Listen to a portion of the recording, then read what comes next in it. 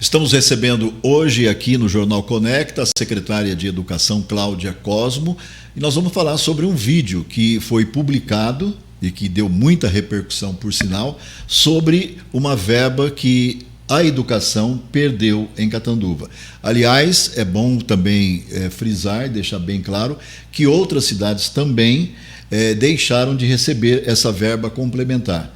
E a secretária está aqui exatamente para esclarecer por que Catanduva perdeu essa verba, que é de um valor significativo, 1,5 milhão do Fundeb, né, secretária? Isso, do Fundeb. Bom, agradeço mais uma vez a possibilidade de estar aqui usando esse canal como uma forma também de explicar toda essa situação que não atingiu só Catanduva, mas atingiu aí 507 municípios do estado de São Paulo, que tem 645 municípios. Então, eu acredito que a primeira questão a ser explicada é o que é o Fundeb, porque muita gente fala Fundeb, o que é isso? O Fundeb ele é um fundo de manutenção da educação básica. Ele iniciou lá no início dos anos 2000 com a questão do Fundef, que era só o ensino fundamental, depois passou a ser Fundeb, que é toda a educação básica, que é a educação infantil, fundamental e o médio, e era para ser até o ano de 2020 a existência desse fundo.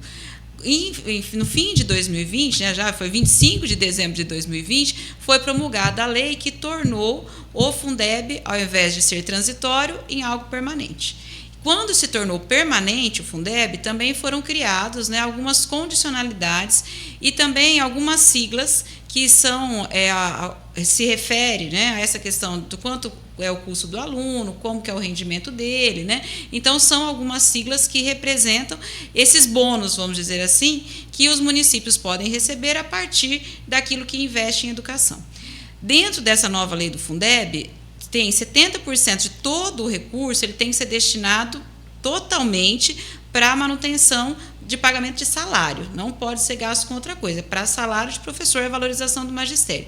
E os 30% para a manutenção de outras coisas. Catanduva, dentro da estrutura que temos hoje na educação, 100% do Fundeb, até um pouco mais, vai todo para o pagamento de salário e as manutenções têm que ser feitas com outros recursos também.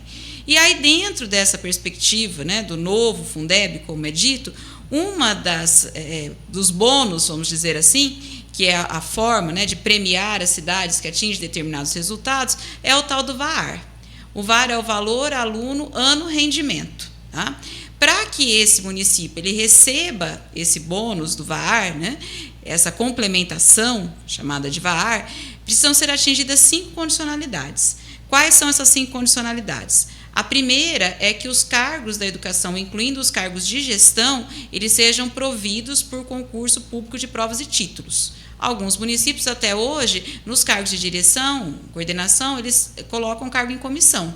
Aqui nós já temos concurso desde 2018, a lei que foi estabelecida, criando os cargos de gestão, e 2019, o primeiro ingresso aí dos aprovados. Então, condicionalidade cumprida. A primeira. A segunda condicionalidade é que, pelo menos, 80% dos alunos que participem das avaliações externas, que no caso do governo federal é a Prova Brasil, de onde sai o índice do IDEB, participem dessas provas. Se não tiver os 80%, não atinge essa condicionalidade. Então, é mínimo de 80%. Atingimos. Inclusive, agora, na Prova Brasil, no SARES, nós tivemos escolas com 99% de presença. Isso que as provas aconteceram em dezembro. Então, no momento que os alunos já estão perdendo aí o ritmo de estudos, já estão entrando em férias, e nós mantivemos os alunos, atingimos mais do que o mínimo necessário, que eram os 80%. A terceira condicionalidade é a mais complexa. Por quê? Porque ela mede a diminuição das desigualdades educacionais entre brancos, pardos, pretos e índios. Como se mede isso? Fui questionada, inclusive, como é que se mede isso? Isso não é medido por nós, município. É muito subjetivo também, né? É porque, na verdade, ele é medido através dos questionários socioeconômicos que são aplicados juntos com as avaliações externas. Então, ele é autodeclarante. É a própria família do estudante, junto com o estudante, que tem que responder. Ou o aluno que já está, por exemplo, quem é do ensino médio responde sozinho, mas os nossos que são de fundamental têm que responder com a família. Então, ele é autodeclarante. A família declara a sua renda, a família declara a cor da sua pele, a família declara as condições da sua moradia, e aí o governo mapeia. E com os nada índices... comprovadamente certo. E não é medido por nós, município, também. É um dado, né, que ele é quantitativo, tabulado, e o governo vê, bom, aumentou a porcentagem de pretos concluindo a escolaridade básica, né, diminuiu a desigualdade entre homens e mulheres na conclusão da educação básica. Isso por esses índices das avaliações externas e não de avaliação interna. O objetivo principal, creio, seja a inclusão. E principalmente direcionar as políticas públicas. Porque a partir do momento que se tem um mapeamento dessa condição socioeconômica e racial, as políticas públicas não só de educação, mas de saúde, de assistência, de meio ambiente, também são conduzidas por esses índices. E nós atingimos a diminuição da desigualdade, que é difícil. Essa é a terceira exigência. Terceira exigência. A quarta exigência é o regime de colaboração entre os entes federados, que são a União, os estados e os municípios. Também condicionalidade atendida. Nós temos vários convênios, né, com o governo do estado, com o governo federal. Nós temos aí, né, toda uma divisão do sistema educacional dentro da cidade de Catanduva, que pertence ao estado, que pertence ao município, que pertence ao governo federal, que no caso é o Instituto Federal. Então é um regime de colaboração no oferecimento da educação, condicionalidade atingida. Então as 4 primeiras são essas. A quinta condicionalidade é a mais básica de todas. E é exatamente essa que o MEC está apontando que Catanduva não atingiu. Não só a Catanduva, né, mas tem um índice aí de 496 municípios paulistas que não atingiram a quinta condicionalidade. E qual é a quinta condicionalidade? É seguir as diretrizes curriculares da Base Nacional Comum Curricular, a tal da BNCC.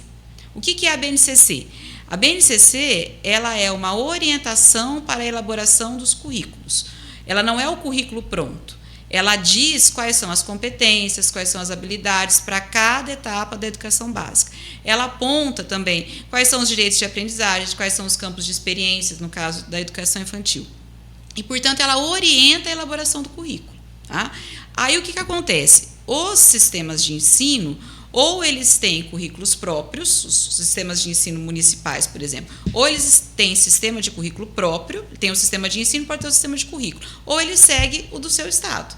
No caso de Catanduva, o que nós seguimos? Nós seguimos o currículo paulista. Nós temos um sistema próprio de ensino e seguimos o currículo paulista. Por quê? Porque as avaliações que vierem do governo do estado de São Paulo serão norteadas por esse currículo paulista. O currículo paulista, por sua vez, é norteado pela BNCC, que é federal. Então, os entes federados estão definidos aí. A União orienta o estado orienta o município. E quando nós tivemos que comprovar essa condicionalidade, que essa aqui a gente precisava enviar um documento comprovando essa condicionalidade, qual foi o documento enviado? Uma ata que comprova que nós seguimos o currículo paulista. E tanto que seguimos, que nós recebemos o material do currículo em ação, tá? Que segue... E é permitido. É permitido. É permitido. Está dentro desse regime de colaboração, inclusive, a adoção dessas parcerias. Mesmo porque, se a gente tem um currículo próprio, a gente pode deixar de atender alguma coisa que depois o Estado no Saresp cobre. Ou que, se a gente não estivesse seguindo a BNCC, o nosso aluno teria dificuldade de fazer a prova Brasil, porque ele poderia estar estudando uma sequência de aprendizagens essenciais diferentes do que o governo federal indica. E todo o nosso material, né, está até aqui disponível também, ele já traz para cada aula, para o professor, né, qual é a competência e habilidade que está sendo trabalhado com aquele conteúdo, com aquela atividade. Esse, no caso, né, o material que nós utilizamos, ele já traz, quando o professor vai preparar a sua aula, aquilo que nós chamamos de código alfanumérico, que aí ele indica qual é a etapa, se é educação infantil fundamental, qual é o componente curricular ou qual é o objetivo de aprendizagem ou campo de experiência e qual é a habilidade e a competência que aquela atividade tem a desenvolver no aluno. E nós, quando tivemos que comprovar a adesão à BNCC, né, nós colocamos na plataforma do CIMEC, que era o portal onde deveria subir o documento, né, vamos dizer assim, nós colocamos essa ata que mostra a adesão ao currículo paulista, que inclusive também está disponível, né, se a gente entrar lá no site da SED, né, que é a Secretaria de Educação Digital, a última adesão nossa ao currículo paulista é de 2022, que por sua vez segue a BNCC. Alguns municípios colocaram a ata do Conselho Municipal de Educação. Também não foi aceita. Então, quer dizer, não foi aceito documento nem micro, que é o caso de algumas cidades vizinhas, aqui não vou dizer nome por respeito aos meus colegas secretários, que também estão sofrendo por não ter atingido essa condicionalidade, colocou uma ata do Conselho Municipal dizendo, não, o município segue a BNCC, o governo federal não aceitou. Nós colocamos um documento maior, que é o documento do Estado, o governo federal não aceitou. Então, o que nós entendemos nesse momento é que pode ter uma falha de processamento, porque se não tivéssemos atingido, por exemplo, a terceira condicionalidade, que é difícil de medir, a diminuição da desigualdade educacional, tudo bem, a gente teria que trabalhar muito mais para isso. Se não tivesse atingido a quarta, vamos fazer mais convênio com o Estado, mais convênio com o governo federal, agora a mais básica. E todos os professores da rede sabem que nós seguimos a BNCC, porque eles preparam aula, material, tudo que fazem, com base na Base Nacional Comum Curricular. Então, assim, eu conclamo os professores, né, nessa luta conosco de dizer assim, não, o município cumpre essa condicionalidade. E é isso que, infelizmente, né, está sendo apontado pelo governo federal como algo não cumprido pelo município de Catanduva e que perdemos essa complementação desse valor, tão expressivo, que é 1,5 milhão. Né? O valor total de 72 milhões, quase 73, não perde. Tá? Nós perdemos a complementação segundo esse relatório aí liberado na sexta-feira. Bom, secretária, diante dessa situação, e convenhamos, você mesmo acabou de dizer que é uma verba significativa, existem meios, vocês já estão se mexendo, você acha que é mais uma de alçada política, ou vocês vão tentar, através dos secretários, principalmente do Estado de São Paulo, reverter essa situação? Existem meios? Eu acho que existem 2 meios que você mesmo acabou de dizer. Um é o meio técnico, que é o que a gente já está fazendo. Quando esse relatório... Que a gente percebe que não deu resultado. Eu não recebi de volta a resposta do FNDE. Ainda existe uma possibilidade. Eu mandei um e-mail na sexta-feira, né, quando que na verdade o estudo estourou ontem, né, mas internamente a gente já sabia, que a Undime, que é a União Nacional dos Municípios, né, do Brasil, e a Undime São Paulo, né, ela já tinha apontado essa situação. Então, na sexta-feira mesmo, quando eu recebi o e-mail oficial da Undime, eu já encaminhei o questionamento para a FNDE.